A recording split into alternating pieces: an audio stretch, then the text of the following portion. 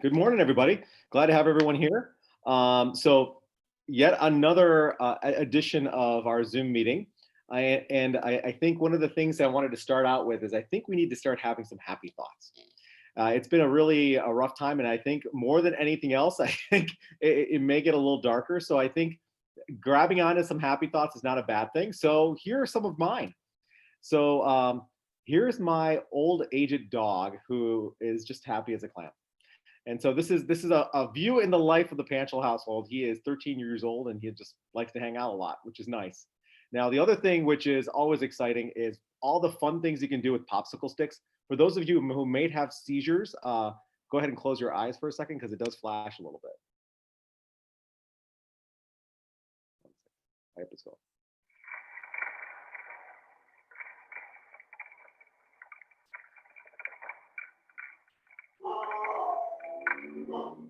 So this is a popsicle stick bomb, which my sons put together, and it is tremendously excitingly fun. So I would strongly suggest getting yourself a bunch of popsicle sticks and basically filling your basement. It was actually a lot of fun. And of course, this is my youngest son who just had his birthday on the 1st. I challenge you all to name all the pups from the Paw Patrol because I can't.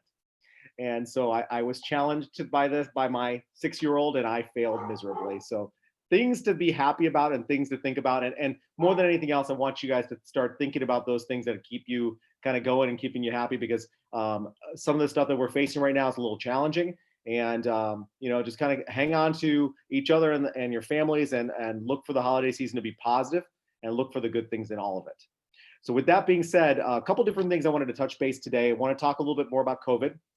And of course, a little bit of update on the educational treat. So more updates today, not so much teaching and things like that. So of course, one of the things that is in the background here is our holiday airway challenge. Please, please, please get involved. I think this will be a fun way to kind of just get those things out there. And I just want to have some silly pictures. So just contact Glenn. He'll get you contact Captain Gano. He'll get you all set up about getting your pictures in and all that kind of stuff.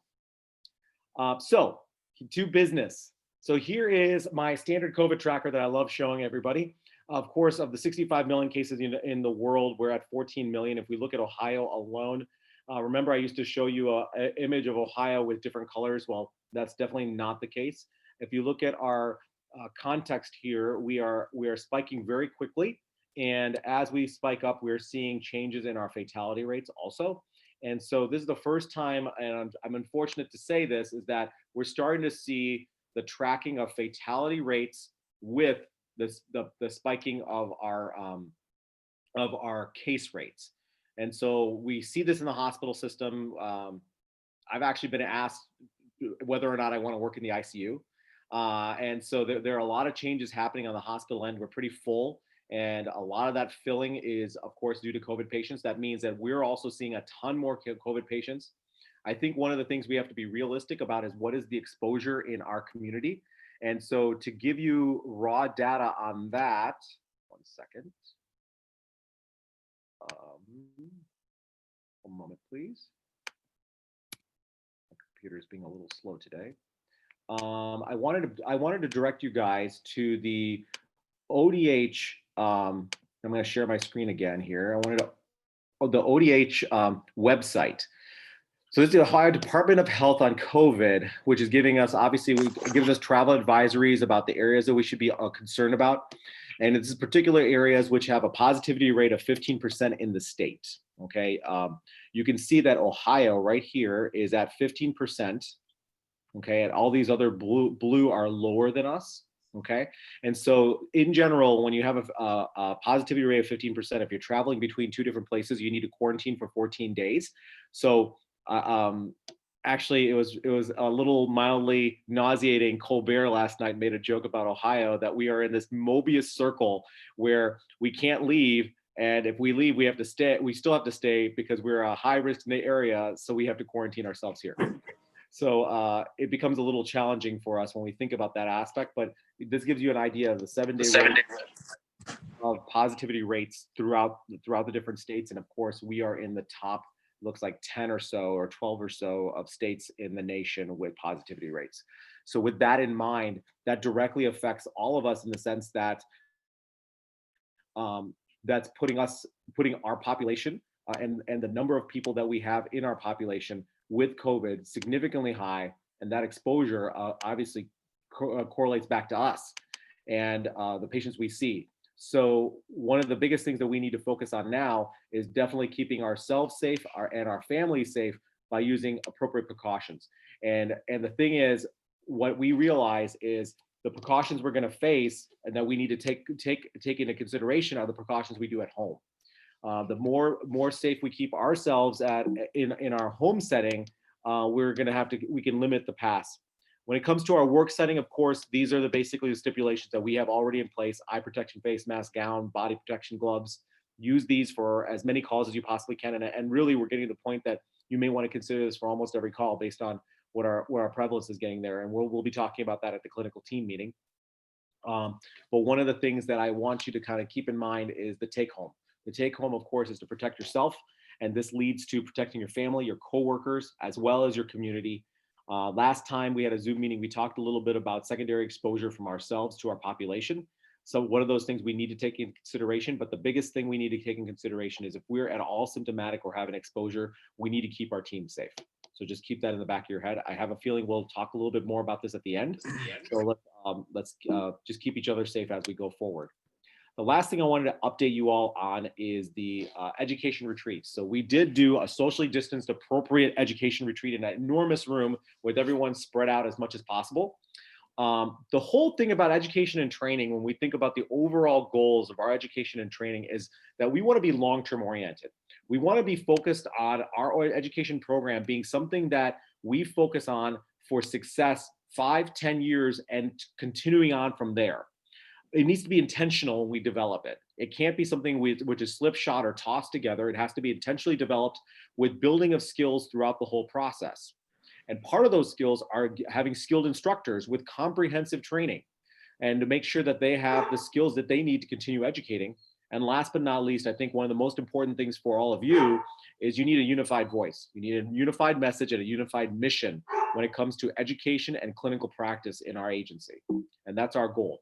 And so part of that goal was enacted in our education retreat. So here's just an idea of what we did on that day. We did everything from understanding adult learners, and these are hour-long lectures on these different concepts. So high-level discussions about what education is all about, how you develop a curriculum, how do you develop lecture objectives, how do you build a presentation, what is competency, what's mastery training, looking at data, and how do you use data to make decisions on educational outcomes. And of course, we had to have them teach us something. And so one of our exercises was actually teaching exercises. So pretty comprehensive educational development plan. And this is only our first retreat of many educational opportunities that we're giving our clinical shift educators before they come out and start doing education for the group. One of the biggest things we talked about is the educational paradigm we have at DCMS, where we're balancing the SIM house, the core comps, and the roles of the shift clinical educators, and how that ties in annually with our continuous process improvement dynamics, so that we're always improving and always identifying educational topics which are high yield for the best outcome for our community. Last but not least, of course, we have a whole launch cycle and all the work that has to go into each of our shift educators' work product prior to the launch of our educational rollouts, which you'll be seeing occurring out in April and May, that time period, depending on what COVID does for our fund. So some of the topics that you're going to be seeing, which are being developed as we speak, and you'll of course get to witness these as they're rolled out for the whole organization. Again, when they're rolled out, it will be a unified message, unified vision, and a unified mission when we put all of our educational topics together. It's something that we all develop together, so that when you're getting the information at your station, it's the same across the whole board. So that is what I wanted to talk about today. I wanted to keep it short and simple. Of course, glad to answer questions and talk a little bit more. I know we have discussion points on COVID and things like that, but let's start there.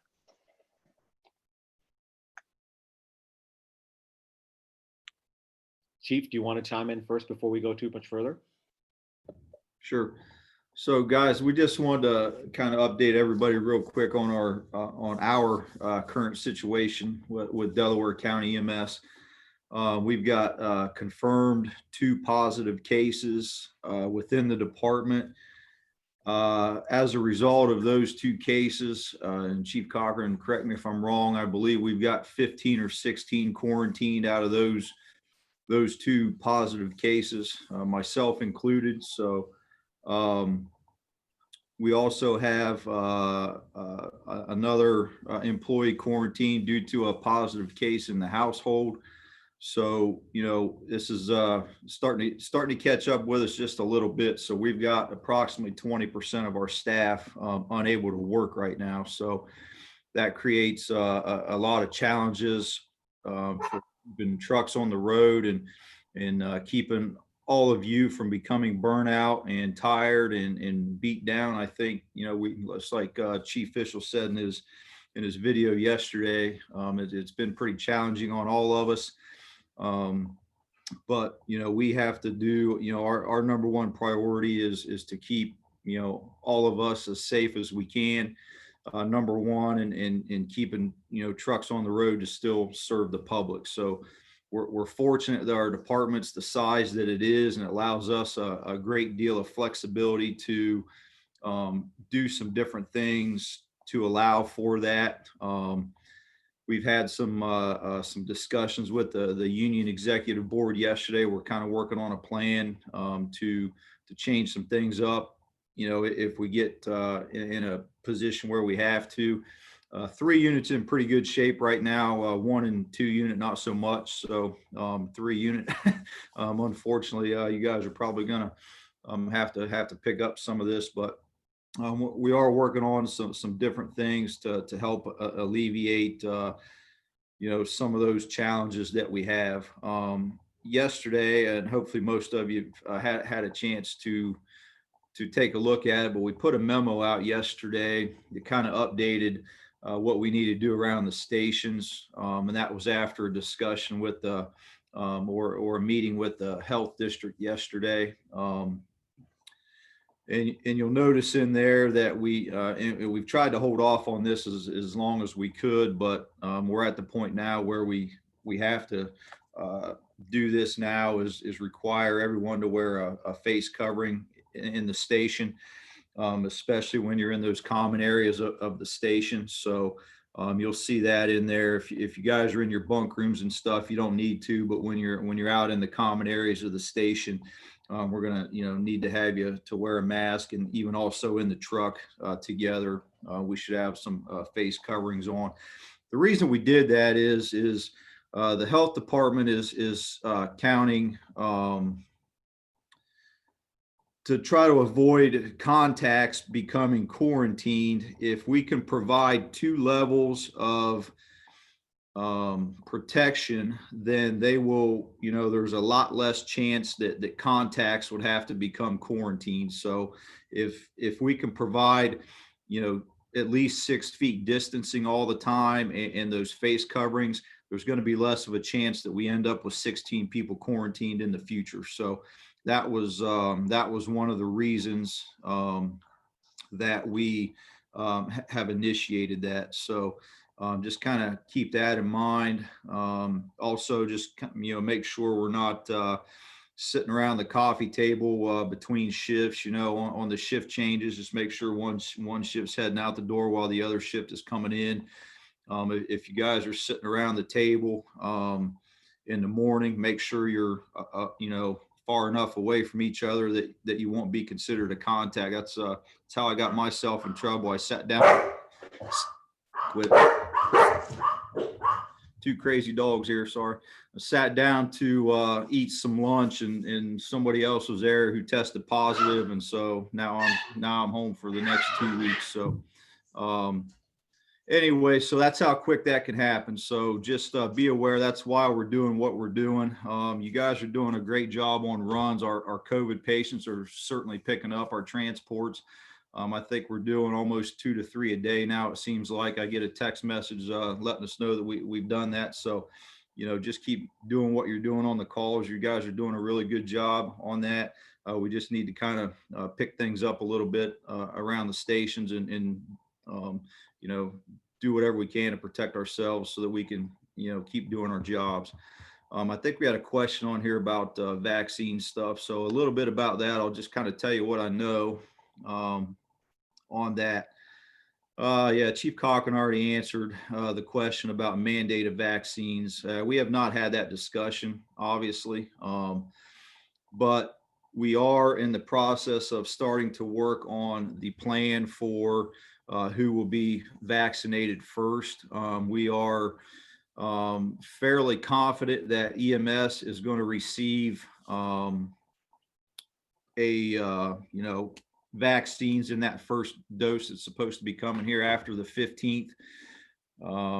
So we just have to figure out, we were told yesterday that we won't have enough to vaccinate everybody at the same time. So we have to come up with a plan on who's going to get vaccinated first and things like that. So it'll be, based on, age and at-risk health issues and things like that of who will have the opportunity to be vaccinated first. So we're working through that plan. We'll have that together here. We've got a lot of discussions we need to have with different people on how we're going to do that, but we are working on having that plan together, so when we do receive those vaccinations, that we're ready to go with that, and we can start getting our folks vaccinated against this thing. And hopefully we're getting to the end of it here with the vaccine. So there's a little light here. I didn't think we'd be at this point so soon, so it's a good thing, and we're working hard to make sure that gets done. So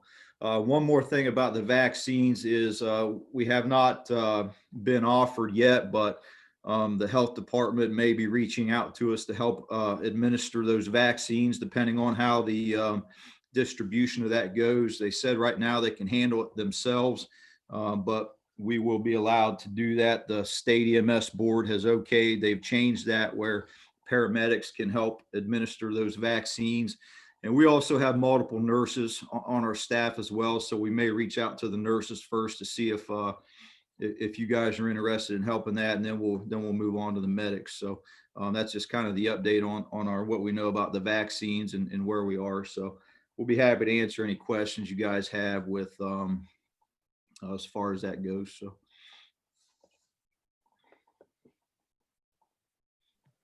I also wanted to add that when you guys respond on a known COVID patient or even a suspected COVID patient, when you come back to the station, don't forget to change your uniform, and also consider taking a shower, because if you jump into bed in that uniform, and even if you don't wash your hair, in some situations, you could have droplets on you, and then you roll around in your bed and it's in your face, and um, something to consider.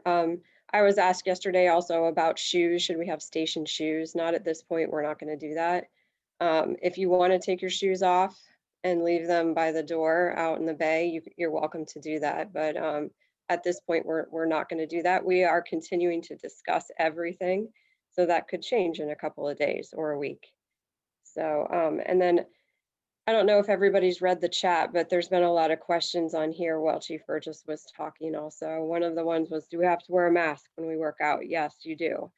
You also need to clean the equipment. I know I shouldn't have to say that, but I just want to remind you all friendly that, clean the equipment after you're done, wear your mask. I did have a call last night with Ohio Health, and we're working through a decision as far as are Bree and Charlie going to be allowed to continue to come out? So there's factors that play into that. It's are they comfortable coming out to the stations? Are their medical directors going to allow them to do that? And is their management comfortable with that? So we're going to work through that. And when I have an answer for you, I will send it out. They will be there today. They're going to continue until I get a response from them. And as soon as I know something, I'll send out an email.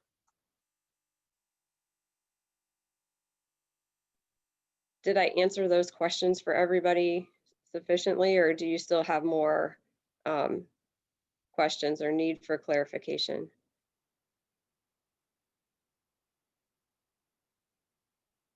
Oh, I know it. I know something else. The MOU, I had another email also sent to me How does admin COVID work? Admin COVID pay work doesn't come out of your sick bank. The admin COVID MOU should have been emailed out to everybody. If you don't have it, I can resend it to you, and we could probably even place it on EMS Manager. So review that so you know how it works. It does expire December 31st. So to add to the discussion a little bit, I've received a couple of questions on the vaccine itself, what it is and things like that. I think it's probably not an unreasonable time to chat a little bit about that, so that those of you who may not have enough information on that may get a little bit of better idea. So the vaccine, a lot of the discussion on vaccines right now is the Moderna one, which is an mRNA, a messenger RNA therapeutic and vaccine. So that has been developed. Its name is like mRNA 1273. So if you see 1273 as the name, that's what it's called. And this was basically a phase 3 trial, which means it was a patient-based trial after a safety and efficacy trial. And the original enrollment for that trial was like almost 30,000 people. And in that phase 3 trial, what they found as their primary outcome was that out of 196 cases, 185 cases had COVID-19 in the placebo group. That's just the normal population group. 185 people ended up getting COVID-19. In the group which were treated by mRNA 1273, that's the vaccine, only 11 people got the COVID-19. Huge difference between the groups. And so that is where the vaccine efficacy of greater than 90% is coming from, okay? So the good part about this is that tells you the efficacy of people who are actually having the protection. But on top of that, it also tells you safety and efficacy, because of the 20-odd thousand people that they've enrolled and given the vaccine, side effect profiles are pretty low. We don't have long-term side effect profiles, but keep in mind we're in a disaster situation, so that data will come. But this is definitely more than well enough for release on a lifetime basis. So when the vaccine's coming around, I know a lot of people are concerned about the safety of the vaccine and things like that. From my seat, from a scientist's seat, it looks reasonable. It looks like it'll be efficacious. Of course, there's 2 doses. So there's a couple of different questions which are going to be coming down the pipe when we think about the vaccine itself and the shipment we're getting. Are we getting 1 dose? Are we getting a paired dose? I'm not clear about that yet. I think not many people are clear about that. And so we'll figure that out as we go along. I hope that gives you guys a little bit of an answer about what we're looking at when it comes to the vaccine. Sounds like maybe the governor is going to have a press conference today as well to explain that a little more. So from what I understand, we're probably going to get that Pfizer vaccine first. And then the Moderna vaccine should be coming a week or so behind it, but they're expecting, pretty significant doses coming into the state, as the farther along that we go, the more doses that the state's going to get. So it sounds like maybe this initial one, at least according to the health department yesterday, Sheila wasn't very confident that we were going to get a ton of those doses, but they figured out kind of a rough estimate that they would need about 1,300 doses to vaccinate all first responders in the county. So that's kind of what they're counting on right now. So she wasn't sure how long it would take them to get that many doses, but she didn't. She was pretty confident she wouldn't get that many in this first batch. So that's why we kind of have to prioritize within the department.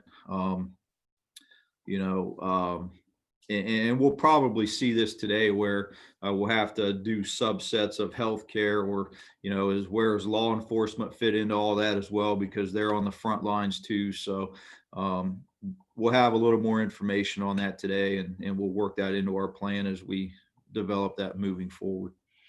So good. There was a question in the chat. What's the difference between the Pfizer and the Moderna?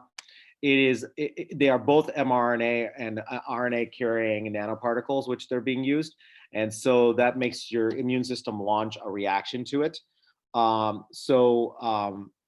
They're fairly similar, but of course they're directed at different parts and pieces of the different pieces. So the efficacy that you're seeing with the 2 different vaccines is very similar. So we're seeing very similar data from the companies. Now, it's going to be a process to figure out over time, obviously, which one is more efficacious, but we get what we get right now.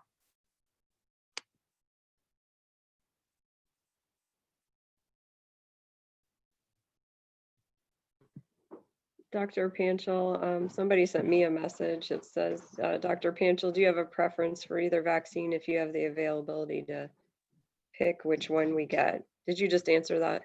I thought maybe. Okay.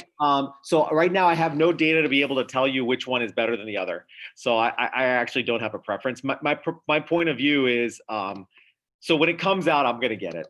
I'll be frank. My worldview of this whole concept is that the efficacy that we're seeing of greater than 90% of the vaccine in these trials it makes me feel good about it.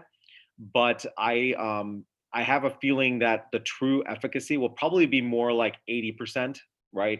Like the trials are probably more clean than what would have actually happened in reality. And that's not uncommon. This is true across the board, right? Because sometimes people are going to forget doses, the doses get separated. So real implementation is going to be a little different because in a real study, people actually do what we tell them to do, right? It's controlled. And so my expectation is that it'll probably be, the overall efficacy will probably be a little lower, but I mean, whatever it is, I'll probably just take it. But mind you, after you take the vaccine, it takes almost my understanding is it takes almost 3 to 4 weeks for you to actually get protection. So it takes time for your body to build that protection. So we're still going to have a process here.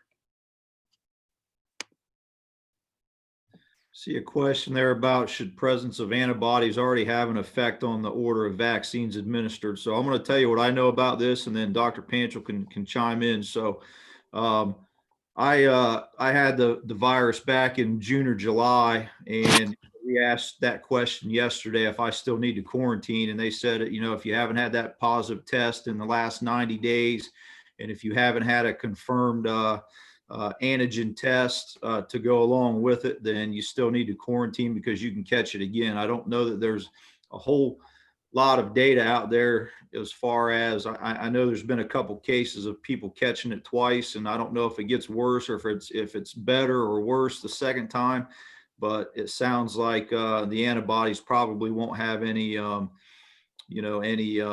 any play in who gets that vaccine and who doesn't. That would just be my guess with that. So Dr. Panchal, you can chime in there a little bit. I agree completely. We have no data to suggest that. We know there's reinfection in our population. We just don't know how that plays out with vaccinations, and so I don't think that's going to affect how anyone gets it. So we definitely have data on reinfections, and my trial is looking at reinfection rates and things like that, even with vaccination. So we are that's already put into place to study, but it's a matter of we need time to figure it out. Matt, as for mixing the two together, I don't think that's going to work. I think it's going to be one of those keep it separate type of things. And gosh, you guys have great questions. As for the carrier of the virus, so that's a great question, and we don't know the answer completely because remember, your body needs time to build up the immunity with any vaccine, right? So you get a vaccination for hepatitis A or whatever, it takes time for your body to get some protection. So if you get infected during the process of you building immunity, again, that's going to be a challenging space, right? And this is the real life implementation of these things, right? So so I don't know if we have really good data to actually talk about that aspect of it as much. What I would say about mask wearing is conferred immunity is going to be a big piece here, right? It's going to be, where do we get? The goal in the end is for us to get vaccinated and be able to relax our mask wearing on runs and things like that. That is the long-term goal here. But I don't see that coming up soon, because if we have high prevalence in our population and reinfection rates are still a reality, we still need to protect ourselves. And so, and our families. So, right. So the other piece here is we may be vaccinated, but our families may not be vaccinated yet. Right. And so we have to also confer our own immunity. The long-term goal is to get to the point that we're relaxing mask wearing, but let's be realistic that that'll take a little time for us to get to that point.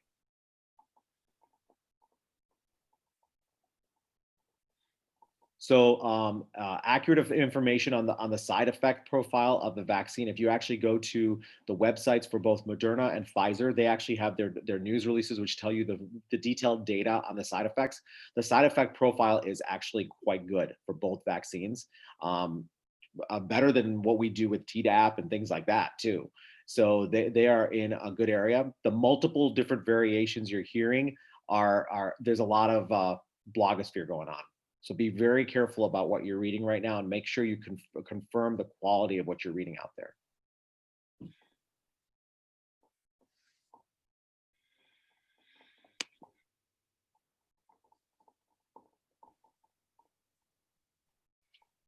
My wife is staring at me and laughing at me.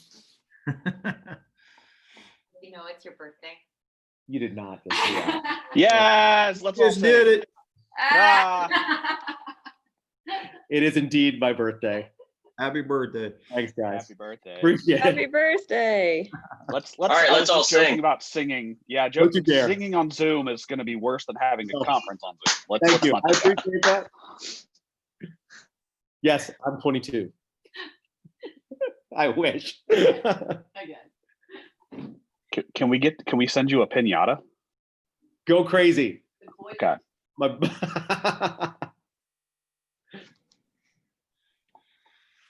So is OSU going to be one of the central distribution places for the virus or not? I mean, the vaccine? I feel like we already the central distribution place for the virus every time I go into work. For the vaccine, I think that my understanding of the public health is that they have a couple of places already set up, and and they're separated around town. I can't recall if it's a specific hospital-based system or not. Okay. Yeah, but yeah, they're already set up, and they're actually doing a great job getting all that set up. And the good part is all three hospital systems are involved in that process. Okay. It sounds like CVS and Walgreens are going to be the primary for getting the nursing homes vaccinated. So they're working on some sort of agreement with the state to take the lead on getting the nursing homes vaccinated. So that'll be very helpful as well. So they've got good plans. They've done the test run on getting those vaccines distributed. You know, they're kind of on a time crunch with the temperatures and different things. But the good thing about Delaware County, we learned yesterday, is they do not have to purchase the freezer because Ohio Wesleyan has that freezer on campus. So Ohio Wesleyan has offered that freezer up, so all of our vaccines can be stored there. So we're not quite under that pressure or have to spend, you know, whatever it costs to buy one of those. $35,000. Yeah, so the county does not have to buy that. Ohio Wesleyan was gracious enough to offer that capability up to the health district. So we're in pretty good shape as far as that goes. So Luckily, we don't need 130 watts. about the convention center. They talked about that a little bit yesterday on the press conference, and they said they're not there yet. They've still got room in the hospitals, but if we keep going the way we are, it won't be long. And that press conference, Jason, is always at 2:00 usually, so it's probably at 2:00 today. This is a different one. He doesn't usually do one on a Friday, but they didn't have the information yesterday on the vaccine distribution. They wanted to get that finished up. So there's another one today at 2:00. Chief Burgess, did you see the question about the convention center? Yeah, I did. I think I answered that one. Okay. They said Sorry. yesterday that they're not quite there. There's still some room in the hospitals for patients, but if we keep going the way we are, they're going to probably have to open that up. So You'll notice though that with the assistance of the governor, now we have a little bit more ability as EMS professionals to help out even in these hospital systems. So just kind of keep that in the back of your head. Like for instance, my trial is actually hiring people to help with on part-time. So if anyone's looking for a PRN job, we are actually looking for people to help with doing blood draws and things like that. So go ahead and give me a holler if you guys know anyone or someone's interested in being involved in this stuff. I don't think so, Josh. I don't think they're currently on the diversion plan. That was just a couple days there a while back. Things got a little crazy, so. Yeah, I just worked yesterday and it was actually pretty benign. Just like our normal waves, we actually had about, I think, 15 to 20 beds which were open at 1 o'clock in the afternoon. You're fine.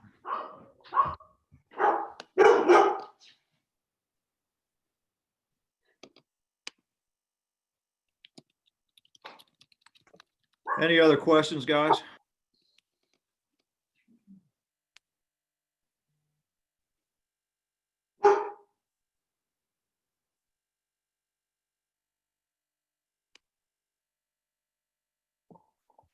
All right, then. Well, just reach out to us if anything comes up or you guys need anything, and we'll keep everybody posted on where we're at with you know, the vaccine plan and how we're going to do that. And once we get that done, like I said, there's a lot of conversations we need to have with a lot of different people. So hopefully we will have that figured out before we have the vaccine here. So be careful there, Medic 1 going to Curve Road.